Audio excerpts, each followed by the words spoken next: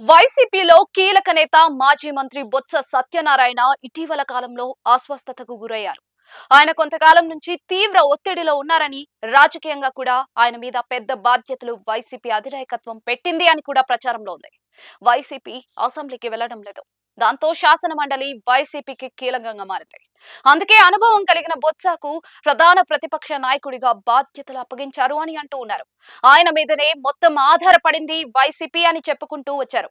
ఇదిలా ఉంటే బొత్స సత్యనారాయణ శాసన మండలిలో కీలకమైన నేతగా తనకు పార్టీ అప్పగించిన బాధ్యతలను నిర్వహిస్తూ వస్తూ ఉన్నారు. ఆయన దూకుడు చేస్తూ అధికార కూటమిని ఇరకాటంలో పెడుతూ ఉన్నారు. అయితే ఇంకా దూకుడు చేయాలని ఒత్తిళ్లు వచ్చాయని అంటూ ఉన్నారు. ఈ నేపథ్యంలోనే బొత్స ఇబ్బంది పడ్డారని, ఆ ప్రభావం ఆయన ఆరోగ్యం మీద పడింది అని అంటూ ఉన్నారు. ఇక బొత్స ఇప్పుడు పూర్తిగా రెస్ట్ తీసుకుంటారు అని చెప్తూ ఉన్నారు. దాంతో ఆయన ప్లేస్ లో శాసన మండలిలో ఎవరు వైసీపీకి నాయకత్వం వహిస్తారు అన్నది చూడాల్సిందే. శాసన మండలి సమావేశాలు మార్చి 4 నుంచి తిరిగి మొదలవుతూ ఉన్నాయి. మార్చి 7వ తేదీ వరకు కొనసాగనున్నాయి.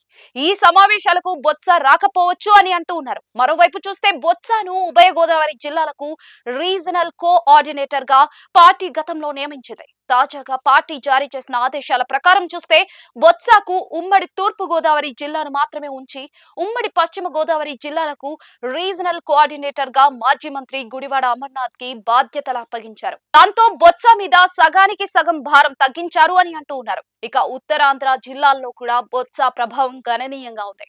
ఆయన రాజకీయంగా విరామం కోరుతున్నారు అని వార్తలు వస్తున్న నేపథ్యంలో ఉత్తరాంధ్రలో పార్టీ కీలక మార్పులను చేసింది అని అంటూ ఉన్నారు. ఉత్తరాంధ్ర రీజనల్ కోఆర్డినేటర్ గా మొత్తం ఉమ్మడి 3 జిల్లాలకు మాజీ మంత్రి కురసాల కన్నబాబు ఇప్పటిదాకా చూసేవారు. ఇప్పుడు ఆయనను విశాఖ, విజయనగరం జిల్లాలకు మాత్రమే పరిమితం చేశారు. ఉమ్మడి శ్రీకాకుళం, పార్వతీపురం, మన్యం జిల్లాలకు రీజనల్ కోఆర్డినేటర్ గా మాజీ ఉప ముఖ్యమంత్రి బూడి ముత్యాల నాయుడుకు బాధ్యతలు కొత్తగా అప్పగించారు.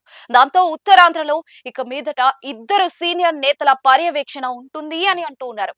అలాగే ఉత్తరాంధ్ర అంటే కాపులు, వెలమలు రాజకీయంగా కీలకంగా ఉంటారని అంటూ ఉన్నారు. దాంతో వెలమ సామాజిక వర్గానికి చెందిన బూడిని శ్రీకాకుళం, మన్యం జిల్లాలకు పంపించారు అని, కాపు సామాజిక వర్గానికి చెందిన కురసాలకు విశాఖ, విజయనగరం కేటాయించారని అంటూ ఉన్నారు.